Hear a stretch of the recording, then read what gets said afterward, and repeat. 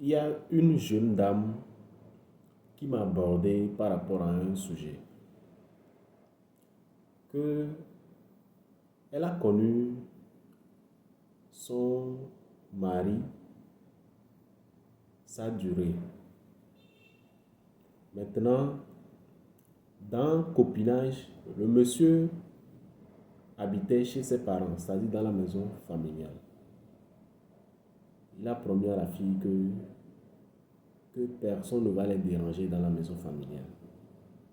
Que lorsque ils vont aménager, c'est-à-dire lorsqu'elle va aménager avec lui, ils vont déménager. Chemin faisant, la fille a accepté, rester dans la maison familiale. Le monsieur a fait la dot, jusqu'à il a fait le mariage civil. La fille est tombée enceinte jusqu'à elle a accouché, toujours dans la maison familiale. Maintenant, qu'est-ce qui s'est passé? Dans la maison familiale dont je dis, ils étaient seuls. Arrivé à un moment, après l'accouchement de la fille, la maman du monsieur est arrivée. Après la maman du monsieur, la soeur du monsieur est arrivée. Après la soeur du monsieur, le petit frère du monsieur est arrivé. Donc ça devenait une grande famille. Et l'atmosphère de la maison a changé complètement.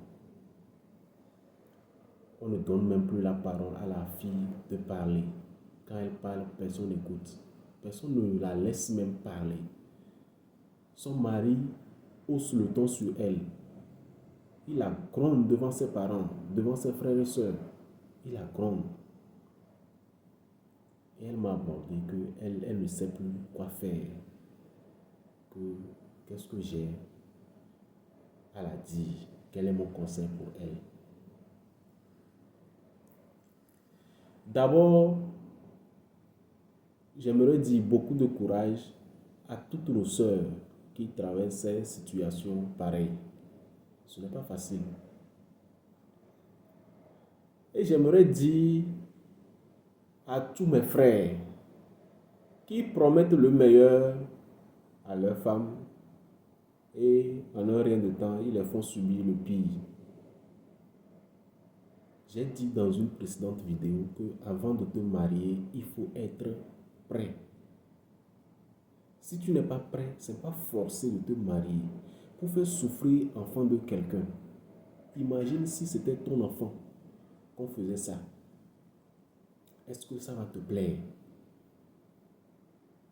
Je pense que ça ne va pas te plaire. Et pourquoi tu vas faire ça à l'enfant de quelqu'un? On a dit, l'homme quittera son père et sa mère et s'attachera à une femme et les deux feront un. Ça, je me réfère à la Bible. Maintenant, toi, tu n'as pas quitté ton père et ta mère. Tu allais prendre femme, enfant d'autrui, venir ajouter à tes parents. Ça veut dire que tu vis dans la maison de tes parents. Même location, là, tu n'arrives pas à payer location. D'autres vont me dire, oui, si j'ai la maison de mon père qui est là et qui personne n'habite, je peux habiter. Tu peux habiter au cas où c'est pour toi. Ce n'est pas pour toi. Maintenant, voilà, ta maman est venue s'ajouter à vous. Tes frères, tes soeurs sont venus s'ajouter. La femme, elle va préparer pour tout ce monde-là. Je n'ai pas refusé. Manger, c'est rien. Mais vous imaginez le niveau de stress. Ça veut dire que la femme n'a plus d'intimité. Quand elle sort, elle est prisonnière dans sa propre maison. C'est-à-dire dans son couple-là, elle devient prisonnière. Ça, même si tu ne l'aimes pas n'importe comment, ne la fais pas souffrir comme ça. C'est combien de temps nous allons vivre sur terre et tu vas fatiguer enfant de quelqu'un comme ça. Donc il faut sciencer. J'invite les hommes qui le font à vraiment sciencer. Je m'arrête ici pour le moment. Je vais revenir dans une prochaine vidéo sur autre chose. Et je me dire courage à mes soeurs qui sont dans cette situation. Ce n'est pas facile. Courage. Et aussi, à mes soeurs, ne restez pas que c'est l'homme qui va faire tout pour vous. Il faut travailler. Tu as tes deux mains, tu as tes deux pieds, tu as ta tête, tu as ton cerveau. Il faut travailler, il faut faire quelque chose. Parce que les cas comme ça, c'est lorsque toi, la femme, tu dépends entièrement de l'homme. C'est ça qui arrive comme ça. Si toi, la femme, tu avais quelque chose sous la main, est-ce que l'homme peut te parler comme ça? Je n'ai pas dit d'être arrogant. Ou bien de dire, on est égaux. Non. Je n'ai pas dit ça. Mais si tu avais quelque chose sous la main, ça ne serait pas comme ça. Il faut travailler. Mes chères sœurs, travailler. Ce n'est pas parce que tu es marié, qu'il te fait tout, que tu vas croire que ça pourrait être comme ça jusqu'à aller. L'homme a double face. Il y a la face qui te présente quand il te convoite et la face qui te présente quand il t'a déjà. Est-ce que vous savez ça? Je suis un homme, je sais de quoi je vous parle.